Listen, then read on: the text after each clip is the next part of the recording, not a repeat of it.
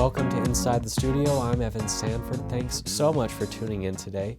We've got a very special episode focusing on something I'm absolutely fascinated with: political satire on television and its unique relationship between fact and truth, which is entirely different than the approach of network and cable news. However, there are risks to audiences, to individuals, and to the way we understand freedom of speech that emerge when comedians work on or cross the increasingly fuzzy line between satire and journalism.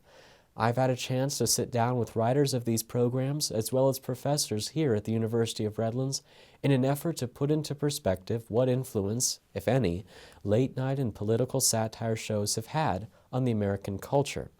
But let's start at the beginning. The very definition of television news and what mainstream network news channels do has changed over the years. Hosts of late-night talk shows have stepped in to address a lack in authenticity found within the mainstream news, and this opportunity for comedians to become trusted personalities has at times educated a generation of young people, pushed a political agenda, and pointed out falsehoods and hypocrisy, while network news programs historically do not. So let's take a little trip down memory lane, shall we?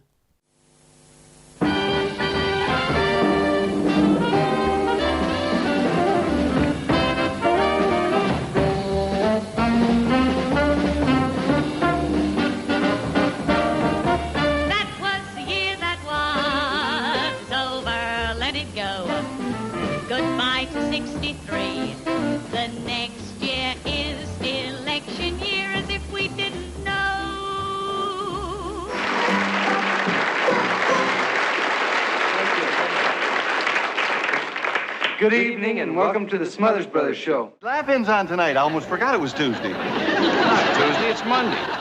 Glad you reminded me. Don't forget to watch Laugh-In tomorrow night. Live from New York, it's Saturday night!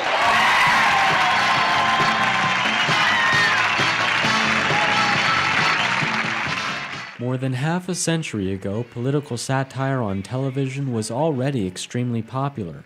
Shows like That Was the Week That Was, the Smothers Brothers Comedy Hour, and Rowan and Martin's Laugh-In became the blueprints for shows like Saturday Night Live, The Daily Show, and many others. Jon Stewart, Stephen Colbert, and John Oliver, to name a few, have changed how the public, especially young people, receive their political news. But the idea, however, that the public might be influenced by political satire on television programs is nothing new. In order to understand what set the wheels in motion for those first innovative programs, one must look at the 1964 Supreme Court decision, New York Times Company versus Sullivan. It had a major impact on the freedom of the press and ruled on several things, including the establishment of the public figure rule. A public figure wanting to sue a person for an offending statement now needed to prove that the statement was made with, quote, actual malice. This case opened up a new environment for journalists and news organizations to operate without fear of legal consequences, and of course the broadcast networks took note and took action.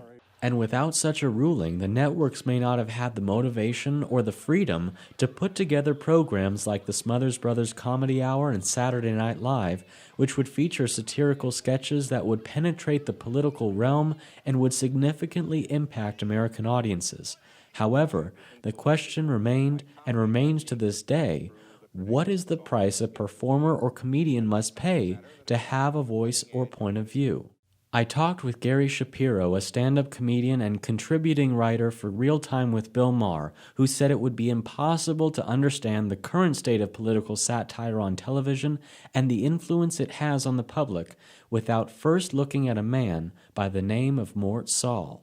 He's really the grandfather of political comedy because his act was to read the newspaper. Mort Sahl would literally come out on stage wherever he was with the front page of whatever the local paper was in that city and just start talking about what was in the headlines. And nobody had really done that before.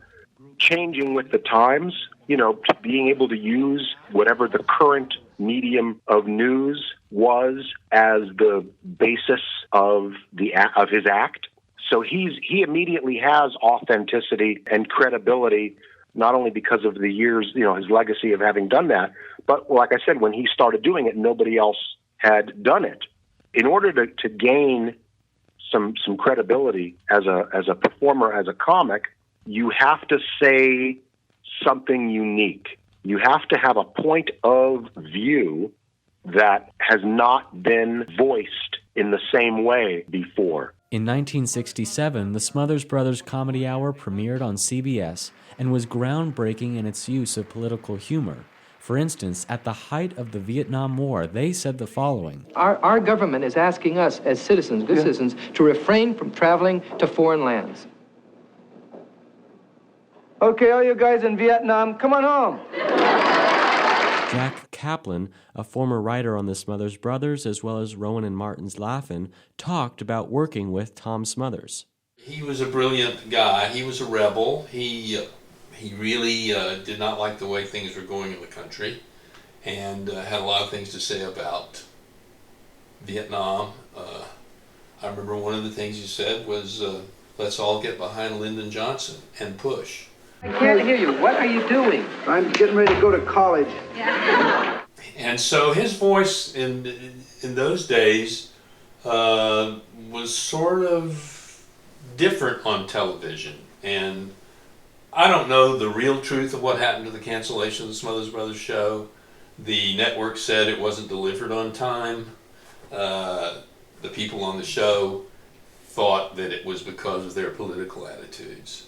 Well, it's just that you can tell who's running the country by how much clothes people wear. Who's running the country? Yeah, but you can tell by how much clothes the people wear by who's running. What do you mean, like some people can afford more clothes on and other people less clothes on? That's right, exactly. See, some people, the ordinary people, are the less-ons, see? Uh-huh.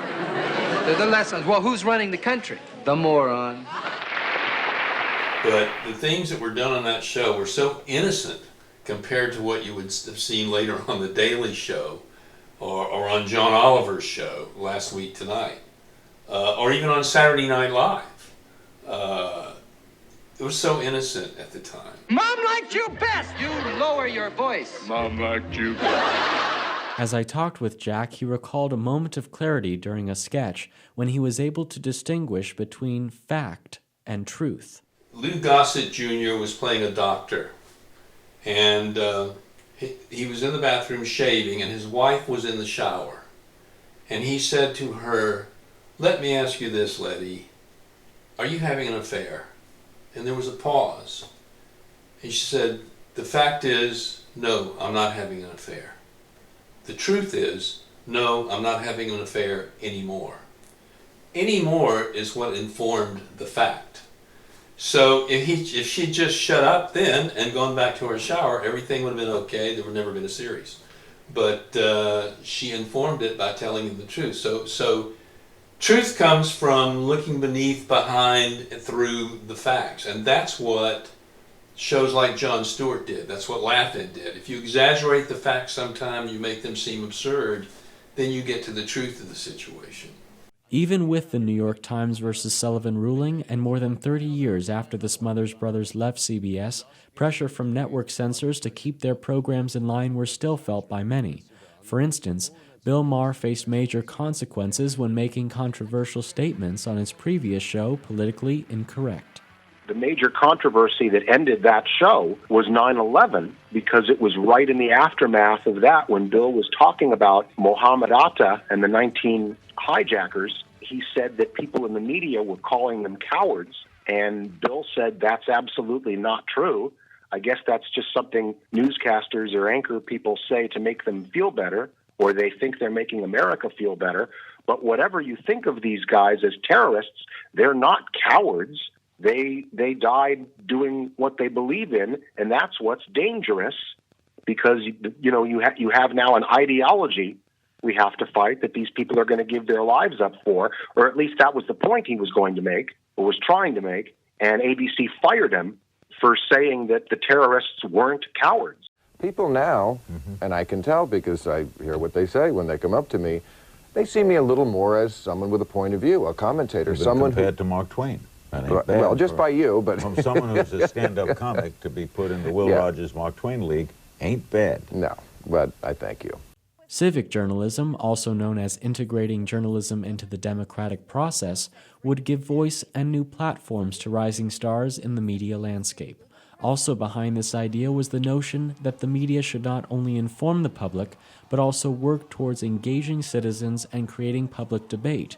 Shows like The Daily Show, Last Week Tonight, and others use that idea as a model and create mass, loyal audiences that connect with their messages.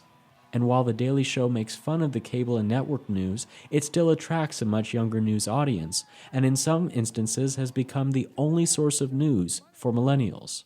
I spoke with a professor at the University of Redlands, Tim Seiber, who teaches a course on digital media, politics, and communication. I asked him about the wider implications of a generation growing up learning entirely online through mobile applications and through these programs. If your only source of information is political satire, then you probably aren't going to get, for example, detailed articles that break apart policy positions. Or you might not get any opposing point of view. You may only ever see the kind of humor that appeals to you. And so I think there's a real downside risk that we are taught then to live in echo chambers, which is why the outcome of elections, if they don't go your way, can seem so shocking. Because it was as if the world that you were opposed to didn't exist until it won, right? And so I think there's a risk of both kind of information poverty and also shock at the outcome of political processes that people need to be really actively working against. And some of what that means is just not accessing information via digital means. It means like going to the newspapers and reading them, or actually reading magazines. What does this mean when it comes time to have a conversation with someone who doesn't necessarily agree with your personal beliefs? Seiber explains. If you live in a world where you have a set of facts that you're certain of, and you encounter someone who lives in a world that has a certain set of facts that they're certain of, and those two things don't line up, I think it's very hard to have a conversation because what you're fundamentally talking about is reality, not opinion, right? And if you disagree about what reality is, who cares what your opinion really is? So what's the implication? I think a lot of quiet meals and some fractured family relationships. Really, seriously. When we return, we will look at the implications of how audiences of these programs and news outlets internalize the information they receive online and from television. But not only that, what are broadcast networks doing in response to combat the rise of the so-called fake news? More inside the studio in a moment. Stay tuned.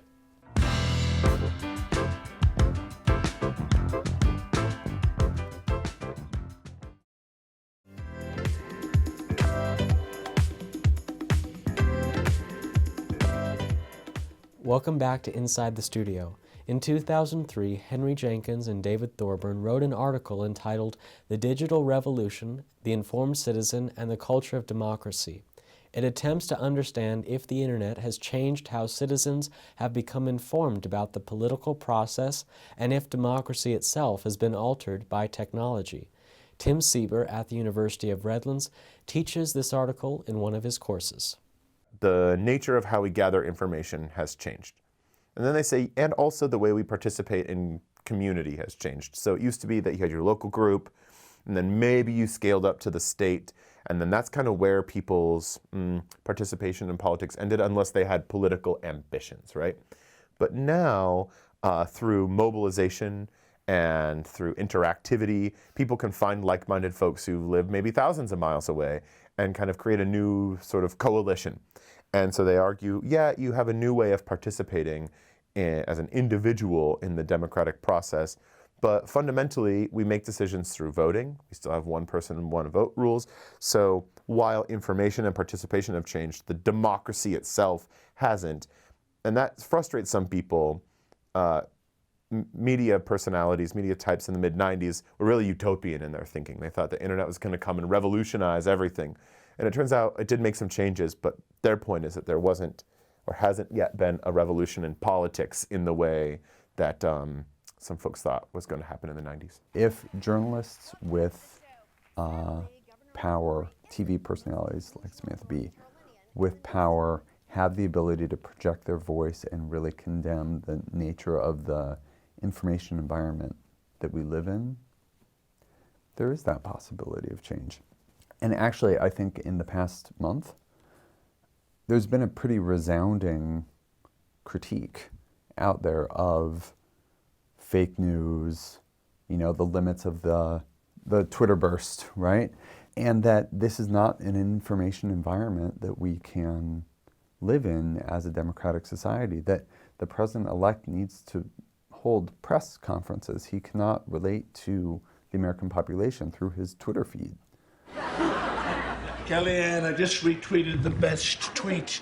I mean, wow, what a great, smart tweet. Mr. Trump, we're in a security briefing. I know, but this could not wait. It was from a young man named Seth. He's 16, he's in high school, and I really did retweet him, seriously. This is real. He really did do this. As host of The Daily Show, Jon Stewart benefited from the technological revolution and for years was in the business of pointing out hypocrisy from political figures and both the left, the right, as well as the mainstream news. For a segment of the population for whom his brand of humor and his political attitudes mesh with their own, he's deeply influential in that he can distill in a sarcastic way, maybe, and when he had his own show, a very smart way, visually, their opinion, right? And make it known, and it kind of gives you a talking point. In the broader culture, he probably has had an influence in maybe a secondary generation of shows, television shows, that take sarcasm and humor as a way of dealing with politics. Jon Stewart's adding something really important to the conversation by engaging young people with information in a way that they've sort of distanced themselves in the sort of, I suppose, the 1990s, right, when newspaper readership really began to plummet. Jon Stewart was initially engaging young people actively in thinking about things, yes, through a satirical lens, yes, through comedy, yes, through partial coverage and that sort of thing. So it was an imperfect model. But what's grown since then, I think, is something that's actually much more toxic, which is this reliance on news that circulates through your feed. And there's no reliability, no need for that to be representative. It's no need for that to necessarily be tethered to reality for it to be circulating. And that I find really concerning. Democracy works best when the people who are engaging in the vote actually understand, empirical life in the country. And the idea that we're at a stage where what matters in a campaign isn't reality, but perception of reality. And so it's all very meta, right? So what matters are not the objective conditions of the economy. What matters are how is Donald Trump spinning the objective conditions of the economy. And depending on your news source, depending on what shows up in your feed, you don't actually know what the objective conditions of the economy are. You only know what Donald Trump says the objective conditions, or Hillary Clinton, or whoever, right? But you only know what the perception is. And then on that, you're making your vote choice. That's terrifying. I had the opportunity to sit down with Time Magazine's contributing editor, John Meacham, to reflect on the future of journalism. There's an interesting survey out this very week about where people get their news. Television is very high. Social media is about 1 in 5. I know that students I teach at Vanderbilt, the University of the South, I'm on the board at my old high school, asked them recently where they got their information. And a lot of it is coming, it's the influx of headlines on social media. So the danger of that is that you are selecting those who send you the headlines. So you're not necessarily encountering different sets of data or different points of view. I bet that changes ultimately. My central worry is about the economics of the business. It's very expensive to have people in Syria. It's very expensive to have people digging into the Trump Foundation or digging into the Clinton Foundation. These are not easily done things. And so we have to find a way, in the same way we get the politics we deserve, I think we get the media we deserve. We have to pay subscription prices. You know, we have to contribute our might to the enterprise, or you're going to end up with an economically disastrous media that's not going to be able to give us what we need. In conclusion, the role of political satire and information on American media has shaped how future generations will relate to our democratic process. And so I urge you to go out and vote. Do not be in a situation where you lose your democracy before you appreciate it. These shows have provided content which has helped point to the truths and non-truths in American politics and media. Their ability to call out hypocrisy at times has changed the narrative led by the mainstream news. And it is important now more than ever, with the rise of fake news, for the public to distinguish between what they read, what they hear, and what they see, and take it upon themselves to help build a better informed society. That's all we have for you today. A special thanks to all my guests and to you for tuning in. Until next time, I'm Evan Sanford, and this is Inside the Studio. See you soon.